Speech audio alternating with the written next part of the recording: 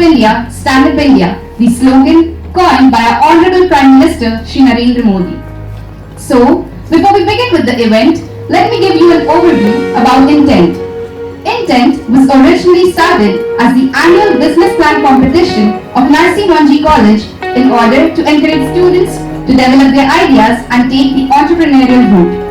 Last year, as we celebrated the Golden Jubilee year of NM College, a few enterprising students of the college decided to take Intent further and turn it into a full entrepreneurship development cell.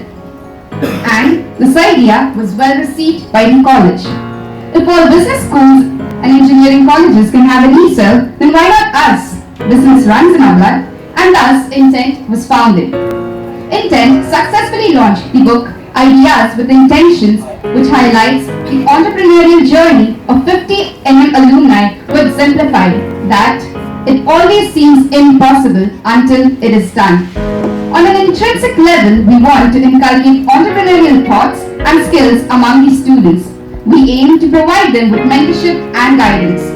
In the coming years, we see Intent as a full-fledged startup incubator providing all the necessary resources to turn a winning business plan into a live project. Today, as we move a step forward to embolden and hone aspiring entrepreneurs, I'd like you to take a look at what the man who envisions an enterprising India has to say about entrepreneurship.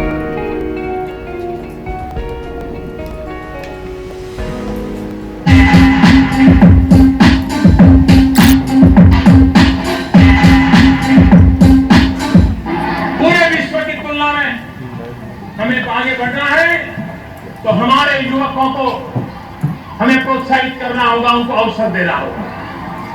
हमारे युवक नए उद्योगकार कैसे बने, हमारे युवक नए उत्पादक कैसे बने, पूरे देश में इन नए उद्यमियों के द्वारा एक स्टार्टअप का पूरा नेटवर्क कैसे खड़ा हो। हिंदुस्तान का कोई जिला, हिंदुस्तान का कोई ब्लॉक ऐसा ना हो कि आने वाले दिनों में नए स्टार्टअप शुरू न हुए हो। क्या भारत ये सपना नहीं देख सकता कि हम दुनिया में स्टार्टअप की दुनिया में भारत नंबर 1 पर पहुंचेगा? आज हम नहीं है।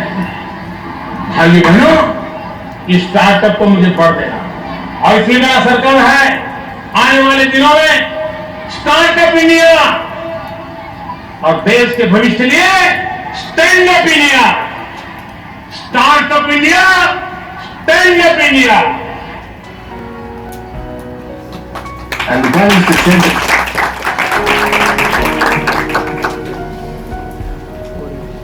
Good morning everyone. I am Shruti Agarwal. Having watched the video, I am sure you all are raring for the discussion. But before we begin with the discussion, let me give you an insight about Startup India, Stand Up India. In 2012, Kerala started country's first startup incubator, a startup village based on public-private partnership. On November 5, 2015, Telangana started country's largest startup incubator, a corporate working space that provides infrastructure to startups at a nominal rate. Besides, after Shri Modi's support to startups, the political climate for startups has improved enormously. States are now fighting for startup policies. In this list, we have Rajasthan, Karnataka, West Bengal and Uttar Pradesh. Also, 3 to 4 new technology startups are started every day and as many as 250,000 job opportunities are expected to be created by 2020. Basically, the purpose of this event is to help you all clarify and evaluate your position regarding entrepreneurship and to go with it in future. Now, I would like to request Shubham to take the opportunity to introduce to you all our distinguished panelists.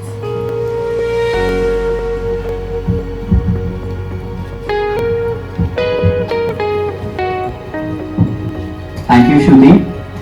I must mention that a long pending desire has been fulfilled today with your presence. A very warm welcome to you all. Young minds are like sponges and they are looking for the right input to soak it in. we cannot think of a person more suited to this than Mr. Abhishek Agarwal, a graduate from IIT Bombay and the director of Purple Style Lab.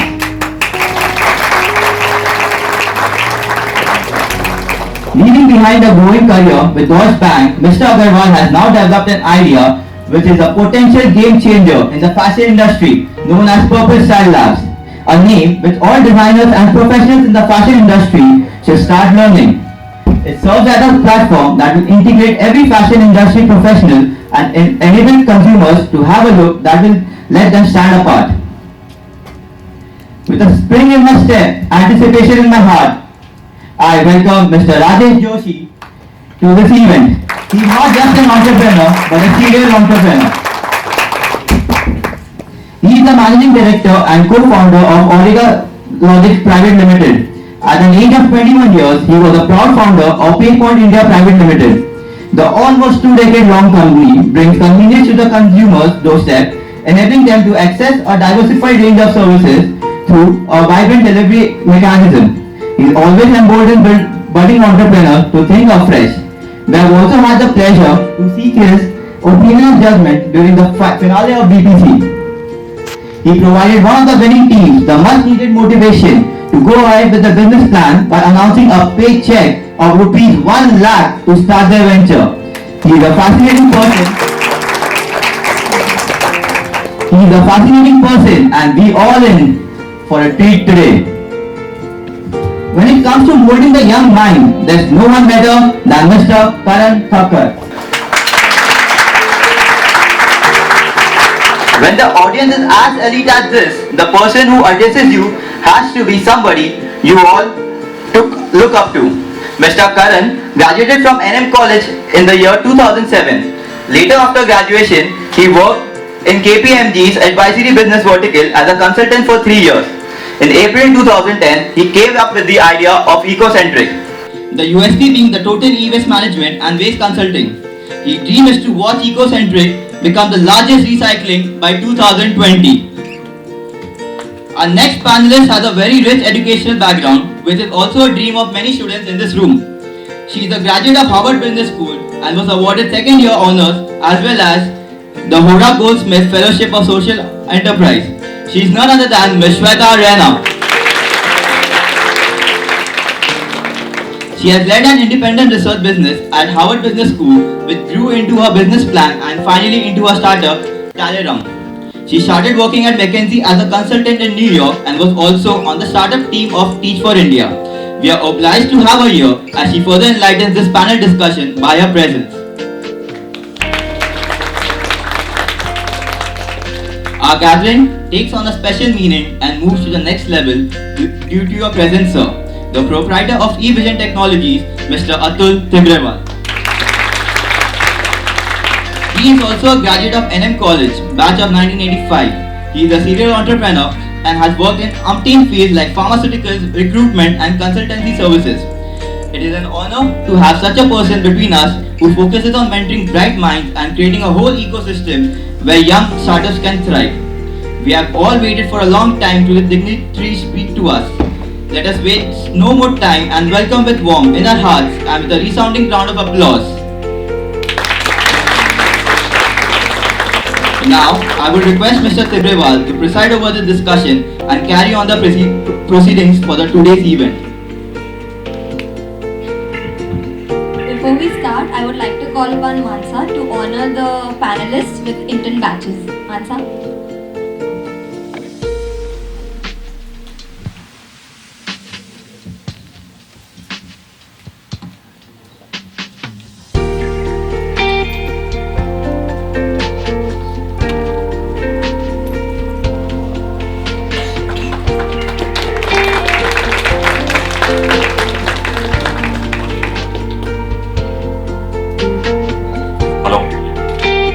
Welcome and good morning to you all.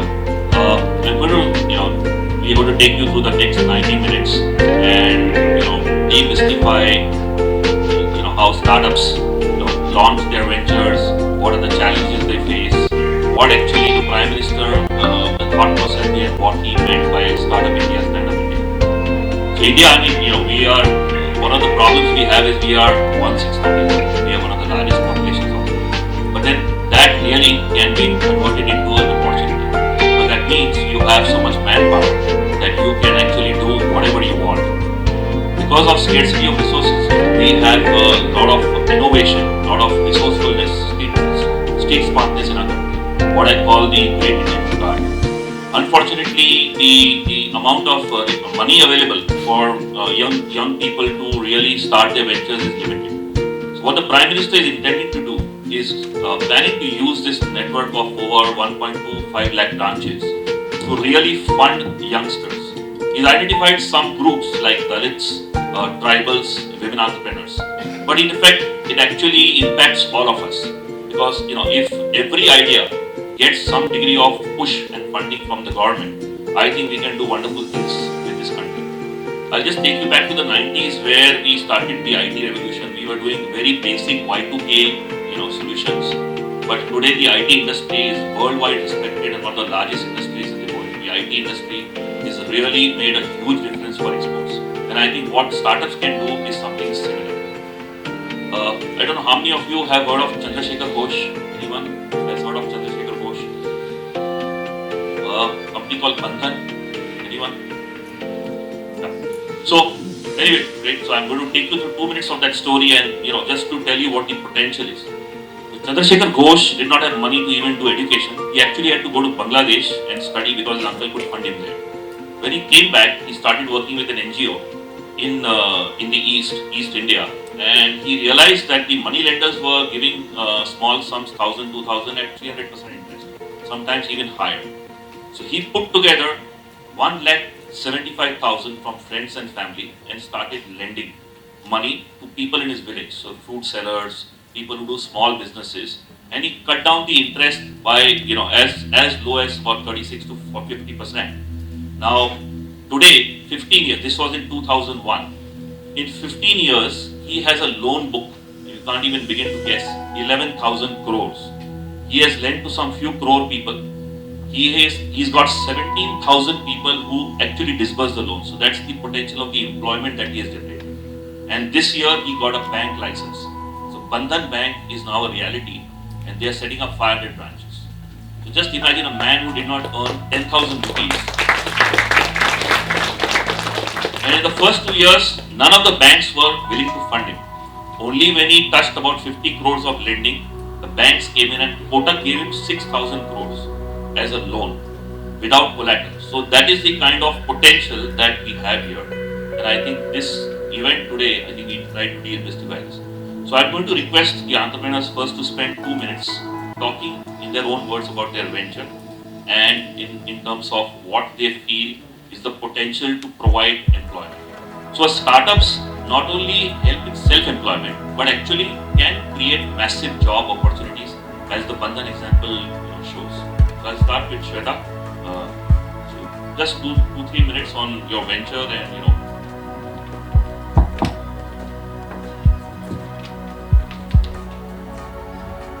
Thank you for the kind introduction. It's one of the most flattering introductions that I've ever heard at any event. So I think you guys have really put a lot of effort into organizing this, and it's a real privilege to be here. So what Talarang does, and for those of you who don't know, Talarang is made up of 2 words, talent and boomerang. So does anybody know what happens when you throw a boomerang? It comes back to you, exactly. So the whole premise of Talarang is that if you invest in talent, if you invest in yourself, you will get more returns than if you say buy an iPhone, okay, which I know is probably on the wish list of most of the students in this room. So the reason this organization began was because when I was at Harvard Business School, I spoke to many students like you at IIT, at Stephens and several other colleges in India. It was part of a research study, and I found that even though these colleges are providing the best facilities, the best professors, the best opportunities, still students don't feel prepared for their careers, whether it's entrepreneurship or whatever it may be.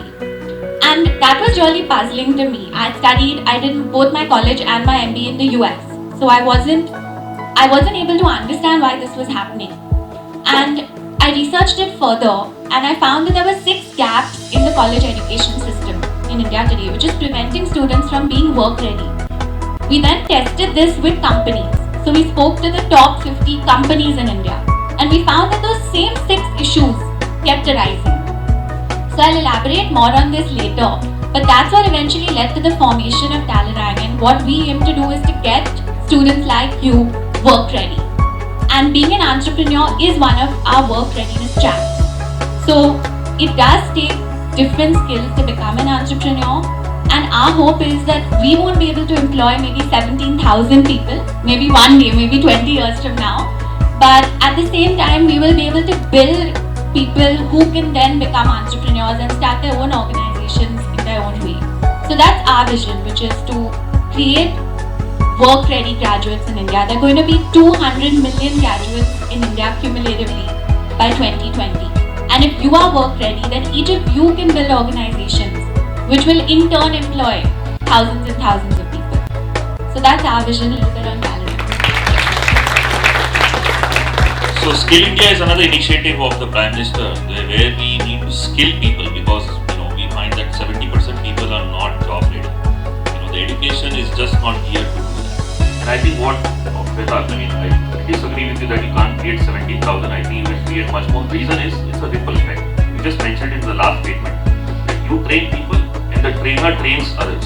So what happens is there is a ripple effect. You create entrepreneurs and the entrepreneur creates more entrepreneurs. So that is the way. That's the way we are supposed to work, and that's the way it actually works. If you take, for example, the Gujarati community, most of them are the college is predominantly, but they are all over the world. There is not a single country, and the way they do it is they set up business and then they call other people, and this is how the community grows there. So they have actually created and demonstrated. So anyway, Abhishek. I think I've already been introduced. We have been discussing that. It was pretty flattering. For especially a young person like me, it's tough to digest. And I'm not very old. I'm only 3 years out of college, 2012 batch. I was working with Deutsche as a banker, and pretty happy with the job. Used to work for markets, global markets, all very fascinating, seeing the graphs moving in and around. It's a challenging job, and it was pretty interesting from business point of view also. So there was one thing very specific about the way we used to work in bank, or my colleagues used to work in a consulting firm. We were not technically employees out there. We were, as we used to call, professional entrepreneurs. We drive business, and hence we used to work. So it was not like we used to work from morning 9 to 7. If there is work, I would work at 12 in the night, 4 in the morning, talking to a US trader out there.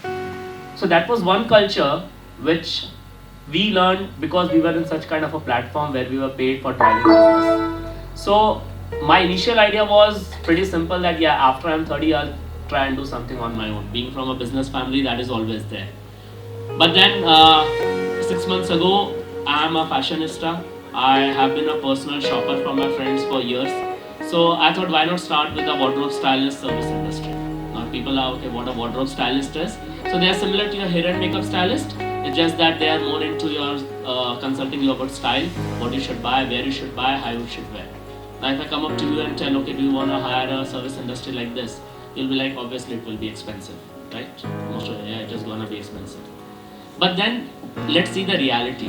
Who are the people providing this service? Who are from fashion college graduates? They are the people, right, in a way, who are into fashion. You would have a lot of friends in fashion, seniors, juniors, your friends, elder brother, sister. If you know any of these people, you would have realized that they don't have a pay. They don't have a pay. It's a 0-1 industry. What is 0-1 industry? The top 10 make money, rest everybody is a struggler. Entertainment industry, for example, the Shah Rukh Khans and Salman Khans will make money, rest everybody is a struggler. So as Atul was pointing about that, you have to train people as well, skill people as well. The thing over here is, all these people who are fashion designers, accessories designers, fashion communication students, all these people, they're skilled, they're motivated, they want to work, but there is no industry. I have a very simple definition of an industry. Whatever is the talent pad of supply should have a pay and should have a growth. If that is there, an industry exists. That is not there, an industry does not exist. So, Purple Style Labs wants to create fashion industry. We want to create professional entrepreneurs in the industry and not employees. as a designer or as a stylist, you have limited scope. You can just cater to 50, 100 clients, then you open a store, then you have 1000 clients, but then see the growth via that picture. It takes 20, 25 years. I mean, for any designer you pick, be it Boss, Paul Smith, Versace, Indian designers, Ritu Kumar, Anita Dongre. Firstly, what is the probability you'll become like that? 0.002%. And even if you become that, it is going to take 20 years for you to do it. So there is no potentially a capacity for an industry to provide a platform for these people to grow that. Purple Style Labs is trying to do that. Any talent which is out there in the fashion industry, we link them directly to the consumers and thereby eliminating everything else from the picture. We are not interested in, creating a 10 crore client base. No. We have a small cocoon. I have 1000 stylist designers in my cocoon. I have 200 clients in my cocoon. 2 lakh clients in my cocoon, and I make 1000 crore business just out of that. I don't care about what is happening outside this whole.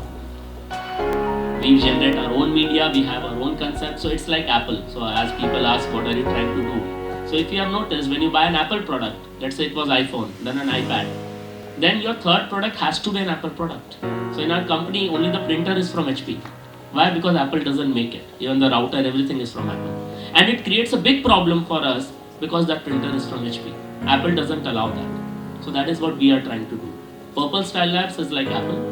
All of our products connect you via people directly. Come on, it's India. People want a person on the other end. You walk into a store, you're looking for a sales, right? Immediately. So technology can be an assistant to the person, but not a replacement of it. So this industry, which is highly technologically, I would say, noob in a way, we are trying to infuse technology into it, but at the same time, not eliminating people out of it. You will have people attending on the other end. And hence provide them a pay, a growth, give them freedom, and give them the credit as well. So just to sum up, on all our products, a designer logo goes. This is something nobody across the globe does for designers. So if we have 1000 designers down the line, we will have 1000 brands down the line under a single day. And not saying that, okay, I will give you a cut on everything. We pay you on day one for it. So that is what we are trying to do. Interestingly, it's creating the ensemble of designers, but startup designers. But on a lighter note, you don't need to buy from HP. We give printers free to all companies. No, but I take a pause here. These two stories here. One is ex-Harvard, ex-McKinsey, reinvented herself now to skill India. Another is ex-IIT banker and is now a wardrobe stylist. So the point I'm making here is that don't slot yourself. I mean, education is good, but keep the mind open. It's limited by your imagination. So you can technically do anything. That's the point I'm making. That whatever their backgrounds are, they have actually figured out a model or some pain area and really built a business around that. Coming to current viewers on. Feeling very nostalgic. I think not long ago I used to be the PRO of Masamoji College, and we had formed a very similar group called NMINC, and we used to invite a lot of entrepreneurs to come and leaders to speak to us. So we got Kishore Behani, Ratan Tata, many of them.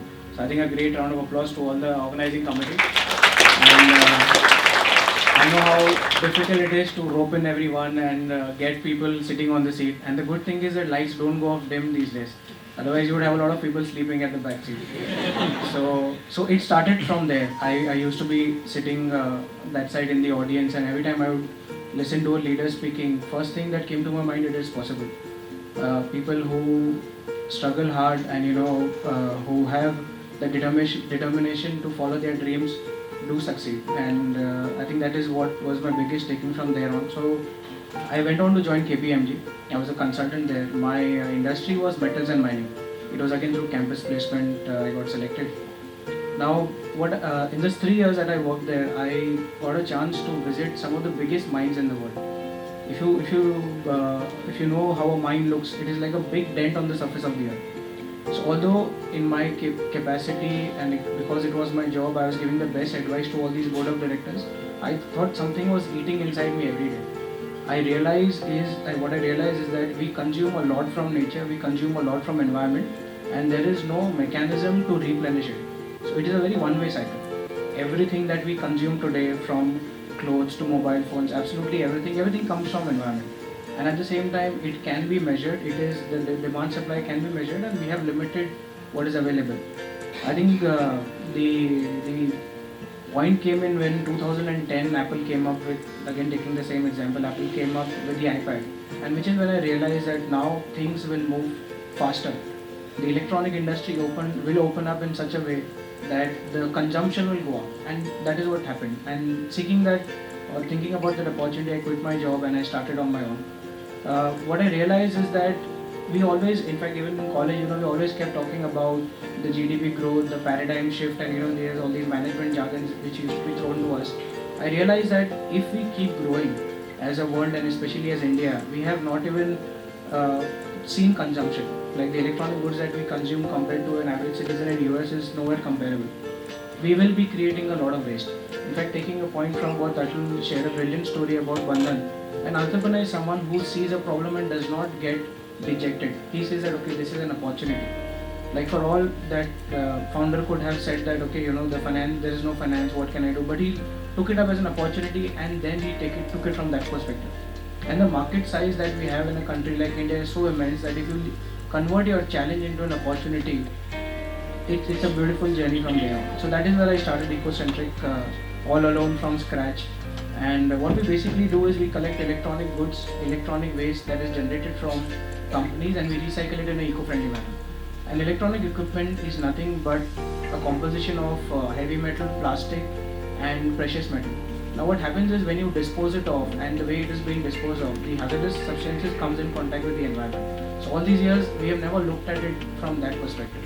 And today we are one of the largest in this industry. In fact, I'm not a technical guy, I've just done my BMS on Nasimuji, but we recently received an award from IIT Bombay. So I think if you have dreams, you should pursue it. And we in fact just recently tied up with a Japanese company which is a $50 billion group, and we are on track to create a waste revolution in India. So thank you so much.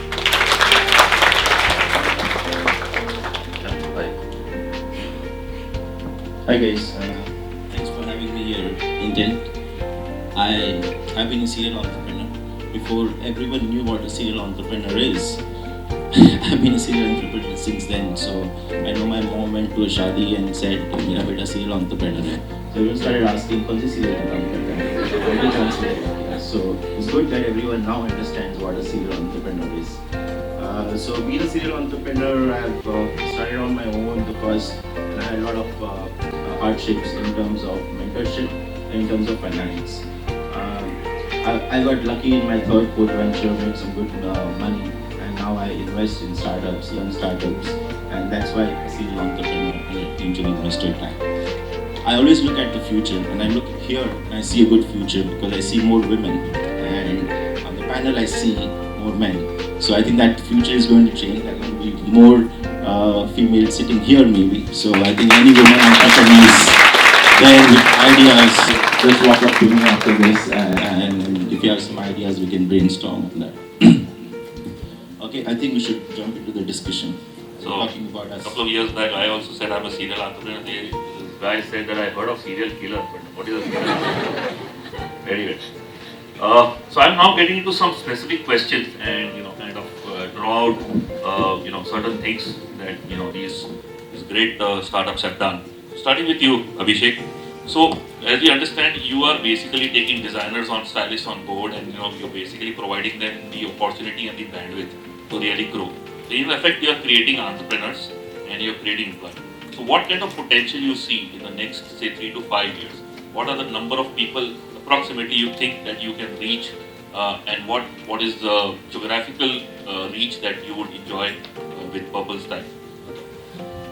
So before I answer that, just to highlight in terms of what the consumer target, we target consumers is in a way. So you have to understand that India as a country has a very diverse population. I'm not talking about here earning groups or out standard stuff, body shapes and sizes. You go to the eastern part of the world, people look similar, right? You go to the western part of the world, people look similar. India is one country where body shapes and sizes are very different. 40 years ago, all of used to get our clothes made from the tailors. It was all custom and made to measure and made for us. The concept of retail is newer. Is retail being able to solve the problem? Not necessarily. I mean, it's just that because people started buying from stores, the tailor shops went off. More people started buying from stores, tailor shops went off. So it's just about that retail is not convenient, it's your only option. You don't have any other option to go. Whereas people who are slightly knowledgeable in terms of where I can buy from, they still buy from these small time boutiques and all those small people. These people do not have an ability to expand, and the consumers also have a limited reach in terms of the designers then. You know, 1, 2 or 3 people at max. Plus, as a consumer, when you go out for something which is so called a designer wear, it will come at a premium, right? Because those people have only 50 clients, they want to charge a 200-300% margin to be able to sell you that product. And retail, on the other hand, takes a very, very long route, which starts with a designer to manufacturing to production, then marketing, then rental cost, and then 2-3 levels of margin with a reseller, retailer to make the product reach you. So you as a consumer are not getting the value for money. At the same time, the person who is making it is not necessarily making a lot of money.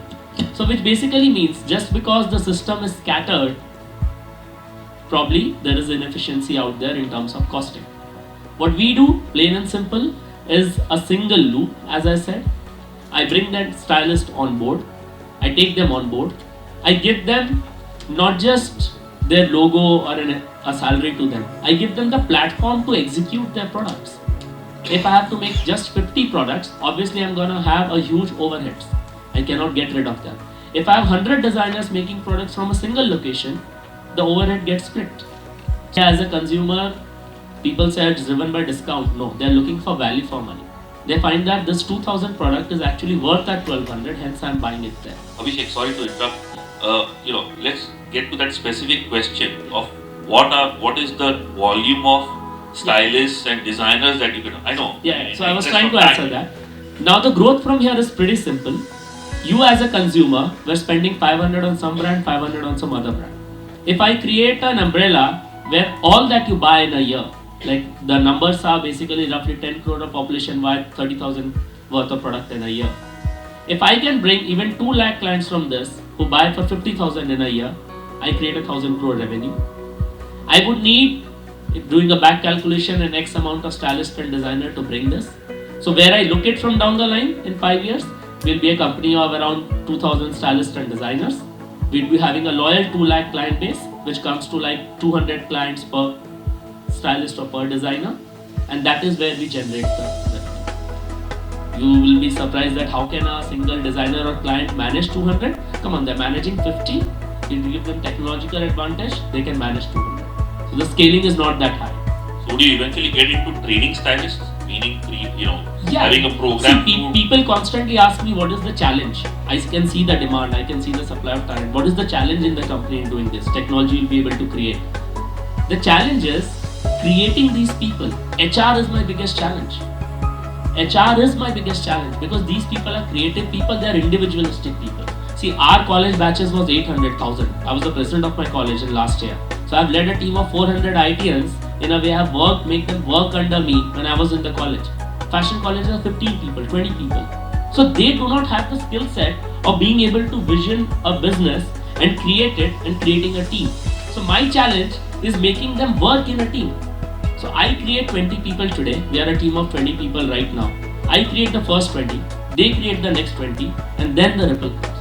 So it's what the retail industry did. They could not get people to work in the malls, etc. So they created RAI, what's called RAI, and then in that the whole training happens and they get absorbed by all the retailers. So that's probably you could end up doing that. Next question to you, Shweta. Before I ask the question, I'll just tell you about what CSR has happened, corporate social responsibility. The government has made it mandatory for companies to invest 2% of their profit. So there are certain criteria, 500 crores, 1000 crores, etc. into basically what they call corporate social responsibility, in which skilling is a very big part. Of course, there are other things. The question is from that perspective that you are now making people job ready. So again, what kind of volumes do you envisage in next 3 to 5 years? A. B. can you make it a franchisee model and take it across the country, what you do, not restrict it to one geography? And C, in CSR, can you use the CSR and get companies to? Okay, so that's a three-part question. I'm going to give you a three-part answer. So the first component around scale. I think, you can't just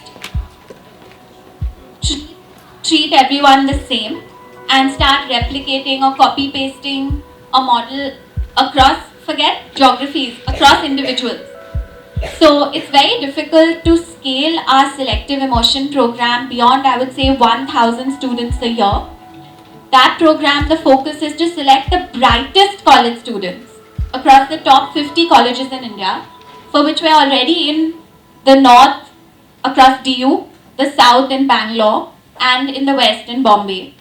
We're still, growing within these geographies, but we've already established a team in these three areas.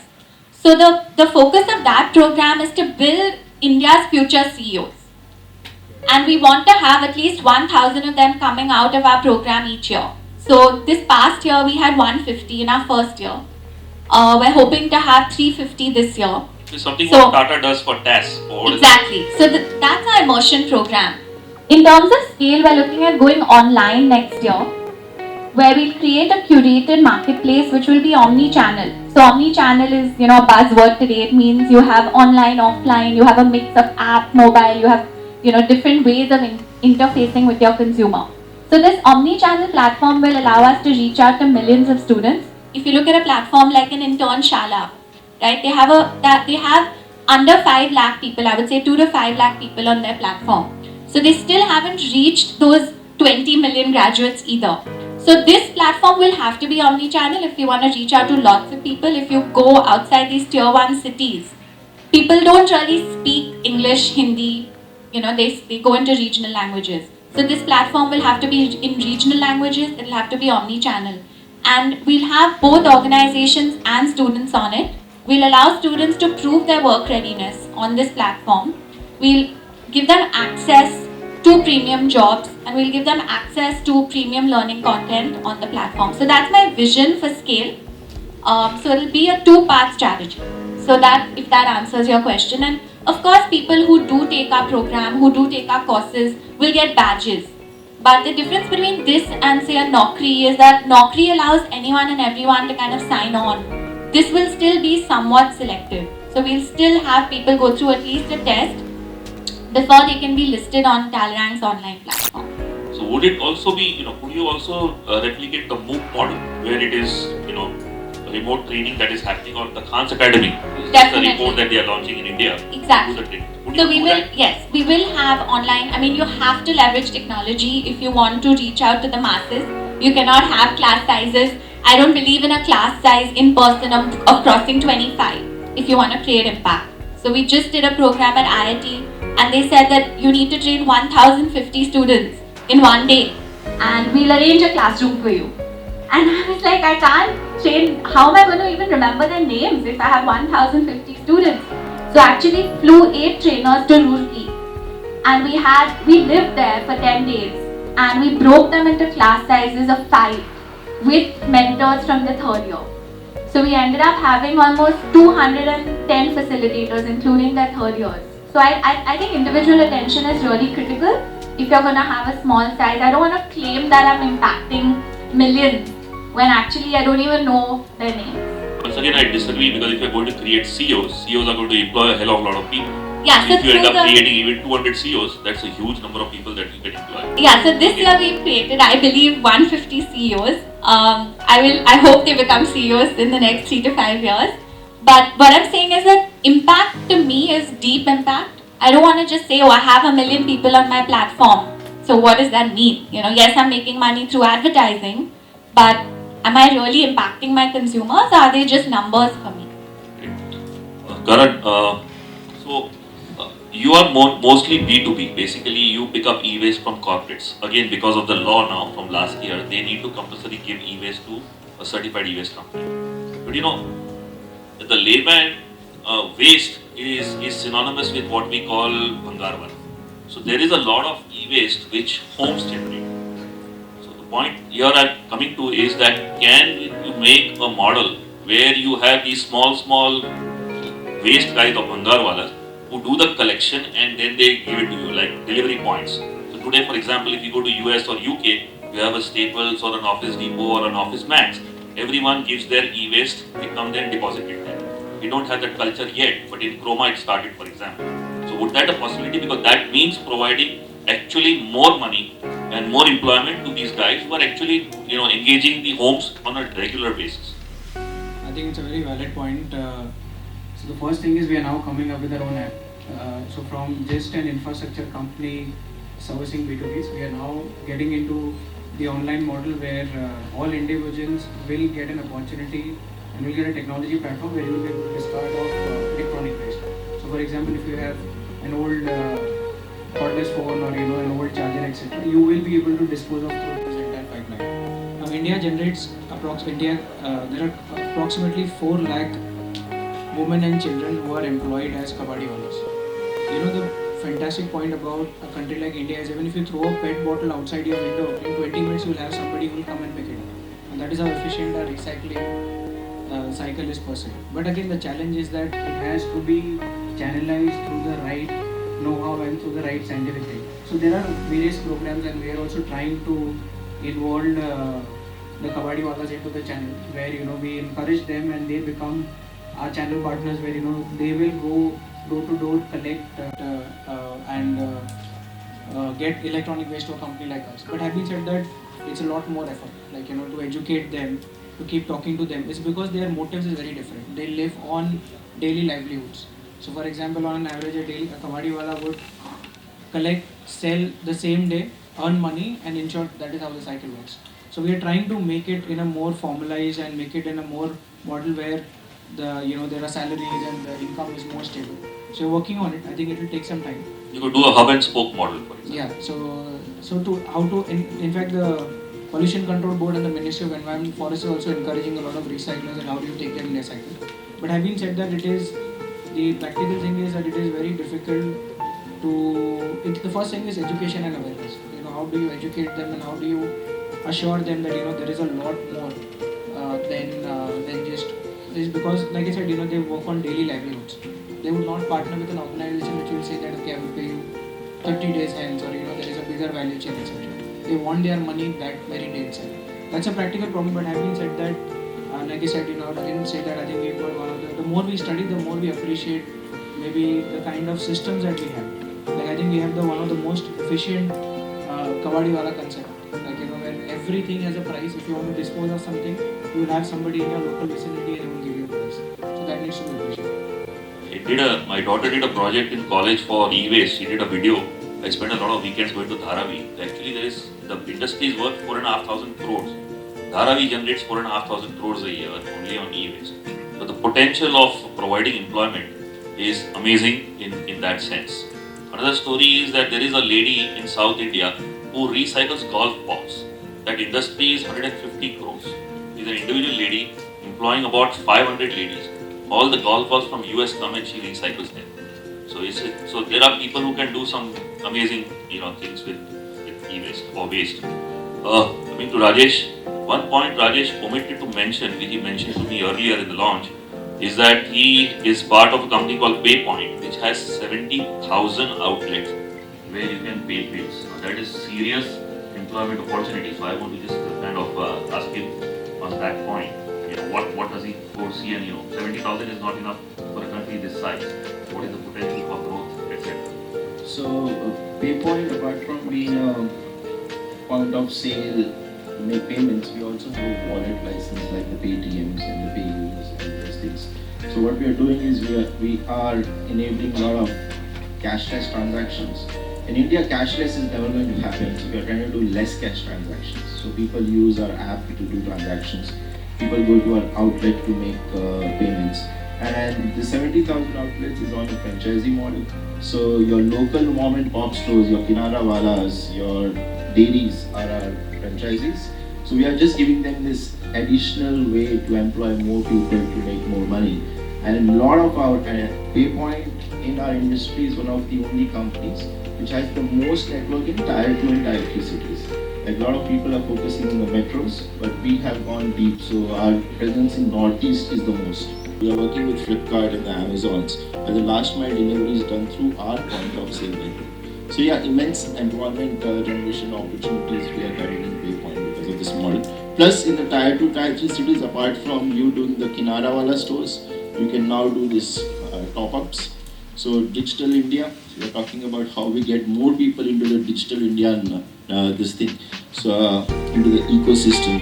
So somebody in Northeast who maybe just got a smartphone app, he's able to do a lot of transactions. So his confidence in this entire digital India, stand-up India, startup India is growing. I think this will fuel a lot of his growth, which in turn will do the community growth within this thing. So there is a bit of CSR also which we do in PayPal. So this kind of fits in well with our strategy. Interesting. None of these entrepreneurs are doing a business which existed 5 years back, technically. And if you see what the Prime Minister is doing, you have Digital India. He is connecting 1.3 billion. He has got Skill India, which is making them job ready. He has given payment bank licenses so that people can make payments. He has actually done crores of account opening in 3 months, which you have seen. So his unbanked guys are getting banked. And now with Startup India, he is actually now getting the banks to fund. So he is connecting all the dots, which presents a massive opportunity for all of you in this movement outside, that there is so much more to do. In fact, our education is preparing for some business which does not exist, for a future which we do not know about. So it's amazing. That's why so we are at the cusp of a great revolution. Anyway, coming now to some of the, so obviously all these are stories of successes and interesting concepts, but I think nothing is an unmixed blessing. There are problems, there are challenges.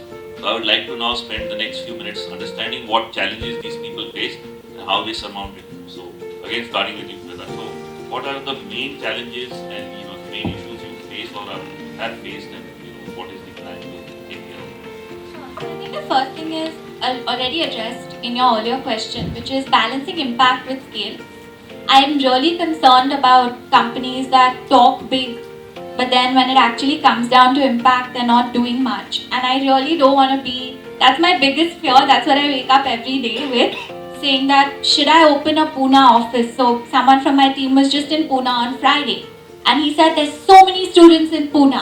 We should really consider Pune. It's the college town of India. And I said that's great, but have you managed to create an impact in Bangalore yet? Let's see, are the students there learning? So I think when you're in the education space, which is why I think this is very different from HR. I was correcting you earlier because I'm very particular about that. I think in the education space, you read every day about sort of scam education companies that are charging students thousands and thousands, lakhs, but when it actually comes down to them learning, they're going home completely clueless and anxious and terrified about their future. So I think that's my biggest fear and that's my biggest challenge, which is, like even if you look at Prime Minister Modi, he talks so big, no scheme of his can be successful if he doesn't say I'm going to impact Dalits and women and children and the poor and every single state and, lakhs and millions of people. But what about that one child who goes home hungry every day, So I think working in the non-profit space, working at Teach for India has made me structure Talleyrand as a social business, which means that whatever we make, we invest it back in the company. And our fee structure is also need blind. So this is something that the Ivy Leagues have in the US, which means that if you pay as much as you can afford, and everyone told me that, you're going to have people scamming you. Students are going to say that I can't afford it when actually they can. And we've not had that. We've had only 10% students actually opt for a full scholarship. So people are honest if you're honest. And I think that's my biggest challenge, is keeping that spirit alive as we scale. As we hire more people, as we get bigger, as we open more cities. Keeping that core value of social impact alive is, I think, my biggest challenge. Not becoming commercial. Just to put things in perspective, one man in 5 years can only provide a vision. The people have to take it forward. We are like the Titanic. Just to take a turn takes 2 days. So obviously, all these initiatives, and I just 5 minutes back connected all the dots. So actually, there is a thought process behind this. And now he's got a whole battalion of people to take it forward. Obviously, it's all up to us because it's our country. You can't have one guy at the center doing everything. But the devil is in the details. Oh, yes. It's really about going into each of those schemes, those cities, and I'm not against any prime minister or any government, but I just didn't think, mean that. I said it's at a macro level. So if he starts thinking, when will the last kid get fed, he'll never start it because that's not going to be possible. I mean, in a country this size, it's not possible. But the very fact that so much changes are happening and all this noise in the media is a very different thing, but actually see on the ground. Actually, I see that. Yeah. Anyway, we are deviating. So we'll have a parliament here, so you don't want the parliament. No, absolutely. No, I'm just saying that because I was itching to pitch some more I'm and saying support that, Shweta. I'm saying that all talk and no action makes any prime minister ineffective. So talk is great. Makes any prime minister and a CEO ineffective. So I think it's the same in Let's politics. now we talk. Let's get down to the details. Yeah, but the fact remains that we are at a great point where China is suffering, where we are very stable government, we have everything going for us. If we don't take advantage of this and start up, it's not going to happen. Not going to get this opportunity. So I'll just pick a point from what Shweta mentioned actually. It's always easy to do it one-on-one. Like when I'm doing it one-on-one with you as a supplier and a consumer, then that's the best case scenario, which all these, small time stores have. I'll give a very small example, like in tier 2, tier 3 cities, there used to be a single store for clothing from which the whole family used to buy, be it a wedding, be it Diwali or be it anything. That person had a very strong one-to-one mapping and he was pretty smart at everything. He has 20 products in the background, but he'll show you only 5, show you 2 more and make you buy. He does not have to show. In retail, if you have seen 20 products, the next time you go, you want something new. So just picking up from just why I highlighted this to you, this is the problem. Like how do you scale from there? And that is where the challenge comes into picture. So when I talk about where the company is struggling, is basically in understanding the client. It is not something as simple as a cab service. It's not a standardized service. It's a very complex service. And to understand you as a client, your mobile number and your email ID is not enough. Or probably asking your body shape or your complexion is not enough. Knowing your measurements is not enough. So we understand our client on 70 different variables. Now, if I am trying to understand your 70 different variables, will an artificial intelligence do it for me? No. It's very tough. I mean, people globally have been able to trying to figure out with companies like even Pinterest, fashion is something where it's very difficult to understand a client. So what these companies typically do, they track your browsing pattern and from that they try to convert you as a client. Now if I am trying to do that in a country like India, which is very diverse and which has a more wide range of products, like in West you do not have ethnic wear. That's the most complex and the most juicy market out there, but it cannot be organized. Why? How do you organize? It's so tough. It's a diverse country, different kind of embroidery, different kind of this. So that is what we are trying to do. The reality is what we do in our tech on our back end, we are trying to put an algo out there for experiment, and as that algo works, slowly I create a master artificial intelligence out of it, which is our own proprietary thing. I'm not going to share that data with you. And if anybody tells me that, okay, share this data with us and bring business, come on, I can create that business on my own. So what this does down the line, today when you request a product on us, we show you 5 products. If I make this algorithm work, my system will show you 5 products which you like. So this was told as my introduction to challenges you are facing because it's just a 3-month-old company. Yes, so that is what I'm saying. What do you foresee in the future? Okay, who's going to create this algorithm for me? Can I do it? I cannot do it. Can Atul and me sit and do it? We cannot do it.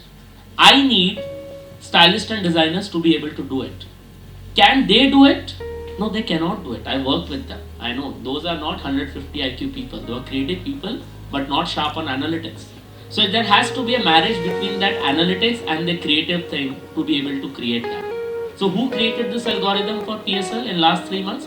These people did it. So I have solved the challenges part in terms of HR, in terms of creating the technology. Now as it is put to experiment, like till now we have not gone online. We just sell via WhatsApp groups or like offline stores and like that. When we move online and we have random client from one of you registering on our website and getting introduced to us, and with 3, 4, 5 meetings I'm trying to build that algo. And if I am able to build individual customization on my system, that is when I solve the problem.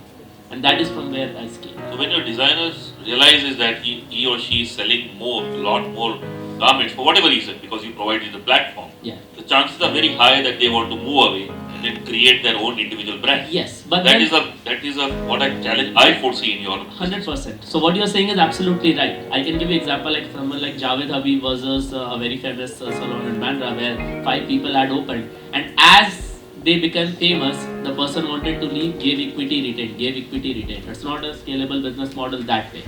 Javed Habib on the other hand kept employees, created the brand and made it scalable. Think of a Purple Style Labs as a company. We are not foolish in that. Every designer and stylist has an iPad and iPhone from the company. When I talk about accessing the system, you access that via on that system. Like if you people slightly know about web UI, so whenever I take you on board as a supplier, or I give you a web interface to manage all your inventory. Stylists and designers cannot manage it on a web interface. If they could do it, they would have done it. So we have a backend which is on an app. It's a very, very complex app.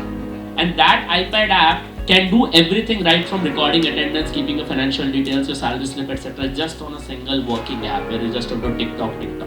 That is what we are developing.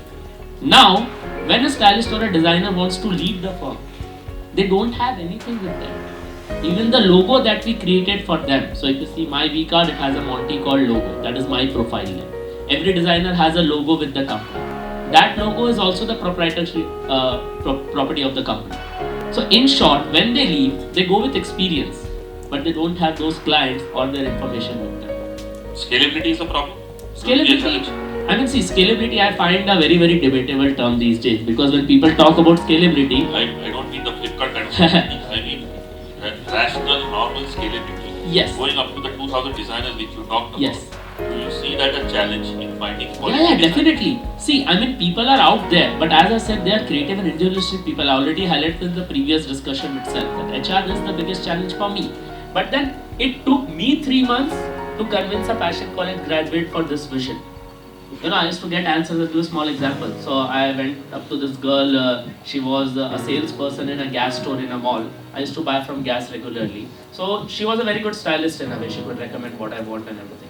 She gets paid 30K there. I went up to her and I said, okay, I've started a company. You can be a stylist with us. You travel in Ola and Uber. You have an iPad from the company, iPhone from the company. You get paid 40K instead of 30. And an answer I get, I work for Reliance. Why should I work with you?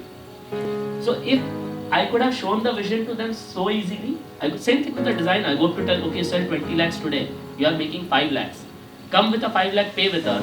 And you scale from there and you sell much more than that. You do not have to invest, do not have to open a store on your own. They did not join me. Today we have 15 stylists and designers. All these are so-called ITNs and ITNs of their field from NIFT and this and that. Now they do the hiring. So the initial step problem, I have solved it in a way. Now I do not have to do hiring for the company. People will trust their colleagues more than trusting me as a third person who's a random banker coming with money and saying that I'll start this. No, it doesn't work that way. Right. Very interesting. There is a parallel model called Belita, which does home salon. Okay. So they come there, but I've invested in that company. So they have done and solved this problem over 3 years.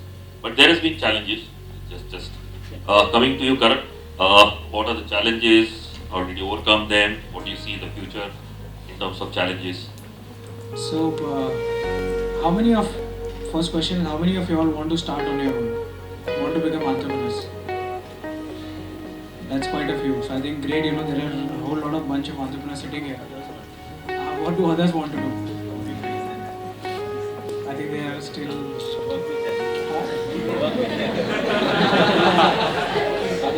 So I think everyone must realize there is an entrepreneur in each one of us. Just like there is a Bollywood actor in each one. I firmly believe that this country, everyone has that thing that we can act or dance. You are just going to see the festival. But there is an entrepreneur in each one of us. That is one thing I've seen right across. But we don't have the courage. We don't have the courage of our conviction. Sometimes we lack ideas. It's always, you can have co-founders and do entrepreneurship. But sometimes they're just not foolish enough. So you have to be hungry. I would rather correct that and say you have to have hunger in your bellies. You have to get up, just be eager to get up in the morning and just go out there and do it. And to help with whatever problems come. That's the thing. That's the only way. I've done 7 companies in 33 years. That's all I've done. I've always been a startup. Always been a startup. So, I would be curious to know though, I hope I'm not messing with the agenda, but what do people want to do other than being entrepreneurs? Just curious, and it would be good to get some audience participation, and I can see one person falling asleep over there. So why don't we start with you in the back? There are quite a few in that. no, let's do it. Let's have a little bit of question answer in the middle. I don't think there is a set pattern of what we are doing. I'll just add just one thing and then we can, before I quit my job, I went up to each and every person I looked up to in my organization. In fact, I had a client facing role, so I went up to clients. I just asked one thing that, A, have you ever wanted to start up? The answer always was yes. And B was, why didn't you start up? So then there were various reasons that, maybe I'm saving, maybe the right time has not come, maybe the right product has not come. But talking about, like you said, everybody wants to do something of their own, to be creative, to experiment, to go out, take the plunge. So I think this is actually well. I actually did that. Actually, we do it in startup grind. Before we start, we actually introduce everyone. So maybe, we can spend next 5 to 10 minutes. It will really put things in perspective. Then we can have some questions and, So I was coming to funding and other things, standard stuff. But yes, we will open up for all the questions and talk a little more. But rather, understand what you guys are all about. Why are you here today, spending this Monday morning, coming all the way? No, seriously. We need to understand, and then, let's do a Q&A and ask, so you heard their stories. And there are a lot more they can contribute and guide you guys. So why don't we start with that? So before we open, to answer your question, my problem, challenges is very similar to what you are facing today. To determine what is the future. And I'm sure every one of us, at back of mind, and whatever strategy Shweta, Abhishek, Karan was saying, it's all about the future. So we are very similar to what you are thinking. You're thinking, what is the future? Are we listening to this guy is going to help our future? We do the same thing. We go to our mentors, we see, we read books, we see magazines, we see what's happening in a technology background, and we see what is going to be the future. Because it's going to be the future. See, one thing about future we all know is we don't know what is the future, but we know it's going to be different. We know that that future is rooted in today. So it's important what you do today. So indirectly I'm telling you, keep your eyes and ears open because it's important what you're doing here and ask us questions. The idea of NM Intent is that when you walk out of this door in 1 hour, you should be motivated to think and start something on your own. If it is not happening, then we have all failed. This whole team behind us and whatever we are sitting. So that's the idea. So let's start from the back. And so one minute, just say why you are here. What is it that do you want to do your own startup? So do we do 2 questions and then go back to the agenda? So we'll have a participation. Just want to understand your motivation, why are you here, and what do you want to get out of the session? I think we'll leave her to take care of this. No, this is very important. So guys, top right hand corner there, gentlemen. Start and then go like this. Go anti-clockwise. And not everyone needs to speak. Just whoever feels like. It's fine. Morning, sir. I am Aman Jain from F5F. I want to start an handicraft industry technique online. Okay, small products, not big products like small tables and this. So we can go to the local stores in Bombay and sell them. We can sell to the local customers.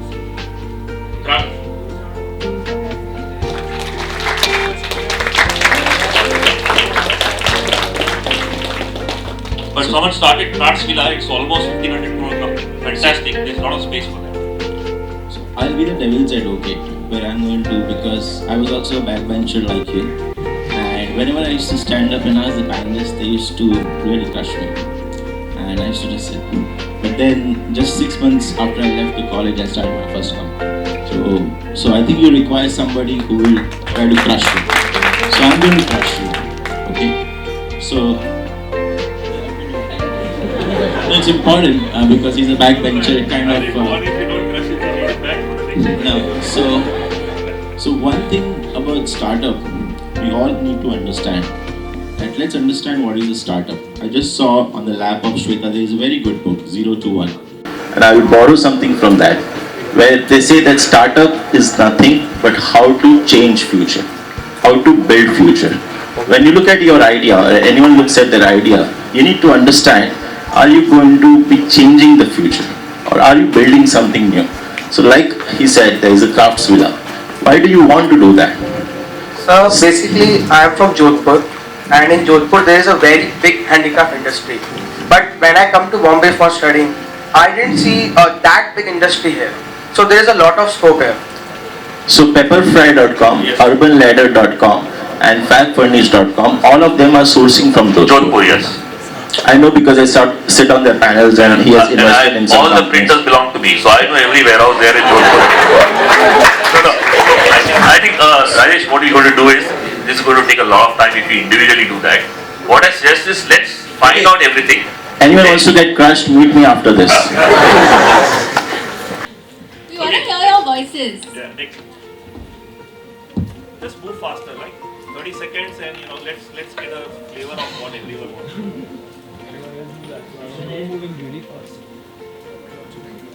No, please. Everyone has to talk. Everyone, we need to introduce everyone. Okay, no more crushing. Please answer.